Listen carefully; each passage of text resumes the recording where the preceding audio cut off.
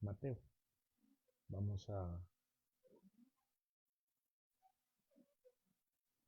meditar en la segunda bienaventuranza.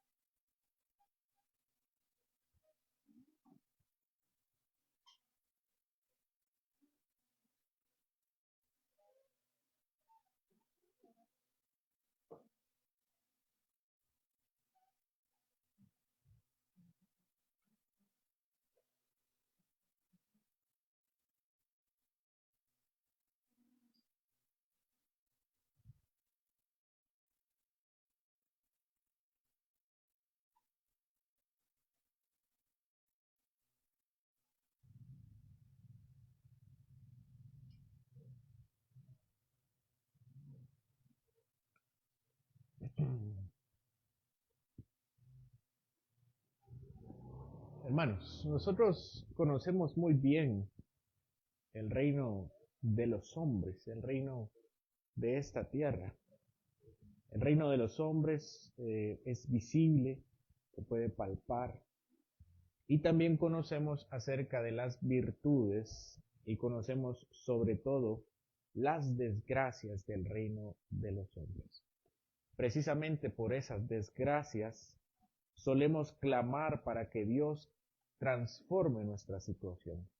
Sin embargo, las bienaventuranzas nos enseñan que el reino de Dios ha venido y no comienza con la mejora del contexto sociopolítico, ni con la caída del gobernante de turno, ni con el aumento del status quo de las personas, ni con el aumento del índice de felicidad de la población.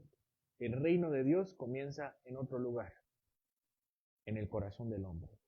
Solo entonces el creyente aprende a mirar que el Señor de los hombres, que los hombres son conquistados cuando el reino de Dios se infiltra en lo más íntimo de su miseria y trae gozo.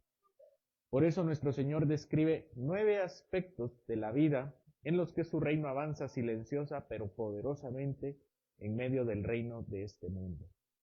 El Señor hace algo digno de un rey. Da galardones y premios, los reconocimientos más grandes que un hombre jamás podría aspirar.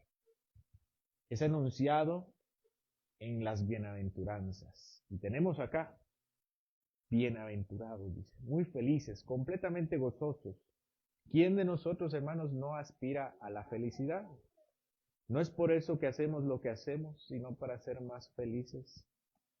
Por ejemplo, hermanos, la gente huye del dolor. La gente huye del dolor porque cree que así encontrará la felicidad. La gente evita todo lo que le incomoda. La gente silencia su tristeza. La gente se distrae para no pensar y se entretiene para no sentir. Todos los hombres buscamos experiencias, fiestas, risas, cualquier cosa que nos mantenga lejos del llanto y más cerca de la felicidad. Organizamos nuestra vida para no sufrir. No se trata de buscar sufrir, sino de tenerle terror a sufrir. Ese es el problema. Cambiamos de trabajo, cambiamos de relaciones, cambiamos de hábitos, con tal de no enfrentar nuestra tristeza. Por eso el Señor nos enseña que ese gran anhelo del hombre de ser verdaderamente felices no puede ser encontrado en el reino de los hombres a través de la evasión del sufrimiento, porque el único que puede otorgarlo es Jesús bajo sus propias condiciones. Y esta es la segunda condición. Leemos nuestro texto de hoy, versículo 4, la segunda bienaventuranza, dice, bienaventurados los que lloran, porque ellos recibirán consolación. El Señor levanta el gran galardón de la felicidad y la consolación, ese que todos los hombres buscamos sin excepción, y nos dice que ese premio será otorgado a los que lloran. Con esa declaración Jesús redefine el orden de las aspiraciones humanas aquello que el mundo persigue evitando el dolor, buscando drogas o distracciones, el Rey del reino de los cielos lo concede desde otro punto de vista. Esta declaración, hermanos, que tiene la bienaventuranza, rápidamente trae confusión a nuestra mente, porque el reino de los hombres, en el reino de los hombres la consolación real no es posible. Por ejemplo, hermanos, cuando uno se lastima, imaginemos que nos caemos, nos lastimamos y alguien nos consuela, el dolor no se quita automáticamente cuando alguien me consuela. Cuando alguien sufre luto, el dolor no se quita con las palabras de condolencia.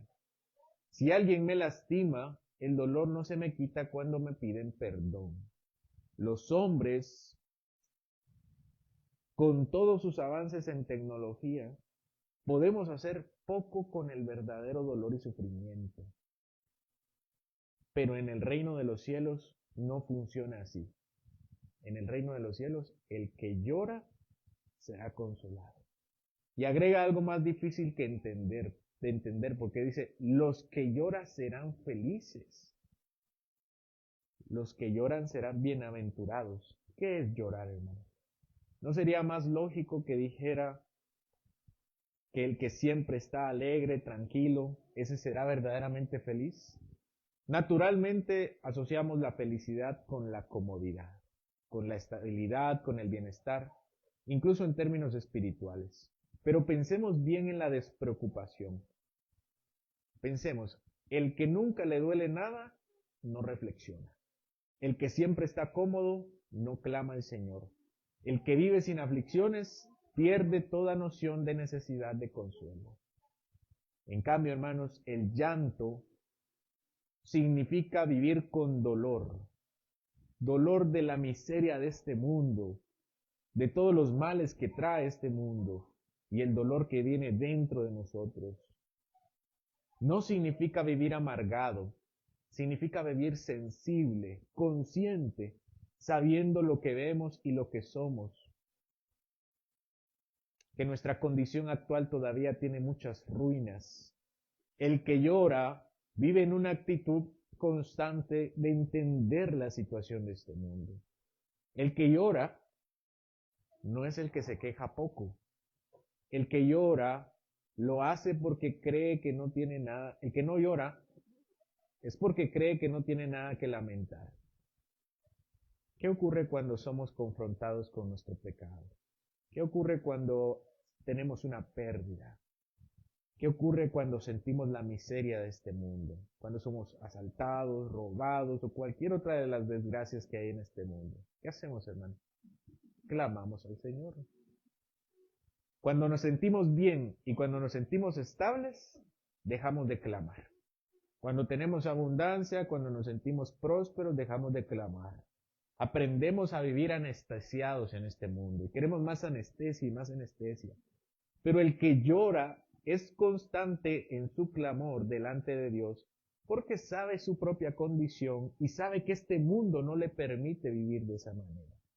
El que llora no es el que evita la Biblia, el que evita leer la Biblia. El que no lee la Biblia lo hace porque no quiere ser confrontado. El que no llora, el que llora se acerca más a la palabra.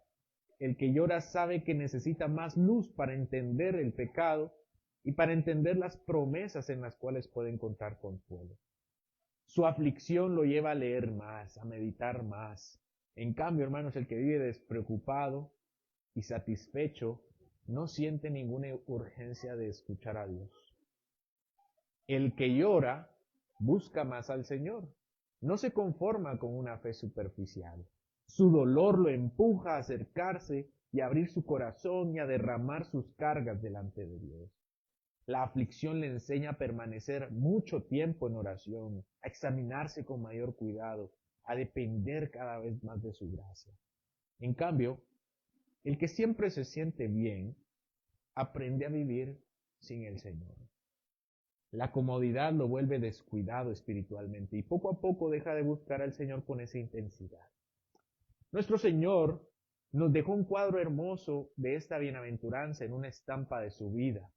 En una cena, mientras los invitados conversaban con mucha tranquilidad y comodidad, una mujer se acercó en silencio, se colocó en los pies de Jesús y comenzó a llorar. No llevaba ningún argumento, ni sus méritos, no llevaba excusas. Sus lágrimas hablaban completamente por ella. Y lloró tanto que mojó los pies del Señor y tuvo que secarlos con sus cabellos y los ungió de perfume. Simón, el fariseo comensal, observaba con frialdad lo que sucedía. Ella, en cambio, estaba quebrantada. Y Jesús declaró que su llanto no era sinónimo de debilidad, sino la evidencia de un corazón arrepentido. Y así dijo el Señor: sus muchos pecados le son perdonados porque amó mucho. Y allí lo vemos, lo que significa llorar, sentir el peso de la miseria de este mundo, de las desgracias que todavía hay acá, y acudir a Cristo sin ningún tipo de defensas y hallar en Él el consuelo que nadie más puede dar. ¿Qué es la consolación, hermanos? ¿Cuál es esta consolación que prometen la bienaventuranza? Es la intervención misericordiosa de Dios que responde al dolor más interno de la miseria humana. No es ningún tipo de anestesia externa como la que el mundo ofrece, sino es la acción real de Dios perdonando y restaurando y dando paz. Esta consolación solamente viene del Mesías, quien por su obra quita la culpa, reconcilia al hombre con Dios y le asegura que su quebranto será verdaderamente consolado. Los que lloran no reciben distracciones, reciben gracia. Decir aquí que ellos recibirán consolación implica primero que su dolor será escuchado. Dios no ignora el llanto, ni mucho menos lo considera exagerado. Al contrario, le responde. En segundo lugar, implica una experiencia presente de la vida.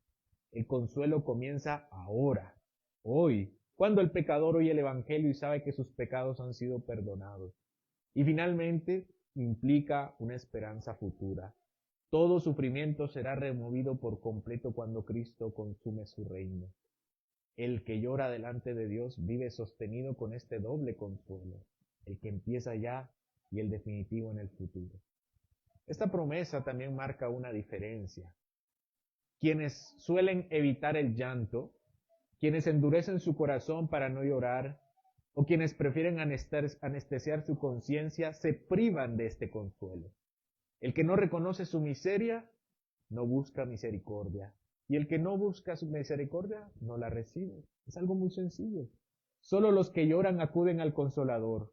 Solo los que le duele la miseria del mundo son sanados por Cristo. Así el consuelo del reino de Dios pertenece exclusivamente a quienes se presentan ante el Señor con un corazón quebrantado. Ahora nosotros, hermanos, ¿realmente nos dolemos delante de Dios? ¿O simplemente lo incluimos en nuestra vida cómoda que preferimos no alterar? Nos hemos engañado aparentando que no estamos tristes. Hemos estado demasiado acostumbrados a las bondades pasajeras del mundo. Si nuestra vida espiritual puede sostenerse sin dolor por el pecado propio o por ver las desgracias que todavía hay en este mundo, entonces no somos de los que lloran y no hay participación de nosotros en la consolación que Cristo promete. Hermanos, ¿cuándo fue la última vez que lloraron por una razón legítima? Ya sea por su pecado, por alguna desgracia que pasó en el mundo. ¿Cuándo fue la última vez que se acercaron al Señor con el corazón quebrantado, sabiendo que sin su misericordia no habría alivio posible? El problema nunca es la falta de disciplina espiritual, sino la pérdida de la sensibilidad espiritual. Hemos aprendido a organizarnos de tal forma que nuestra vida debe continuar como si todo estuviera bien. Pero el reino de Dios no avanza en corazones endurecidos. La verdadera bienaventuranza no pertenece a los que son indiferentes, sino a los que sienten el peso del pecado en el mundo y en ellos. La bienaventuranza también nos conduce a Cristo. Porque si nosotros lloramos, es porque Él vino a consolarnos. Él cargó nuestros pecados en la cruz y sufrió el juicio que nos correspondía y abrió el camino al perdón. Nuestro consuelo no nace de que el dolor desaparezca por sí solo, como dicen muchos.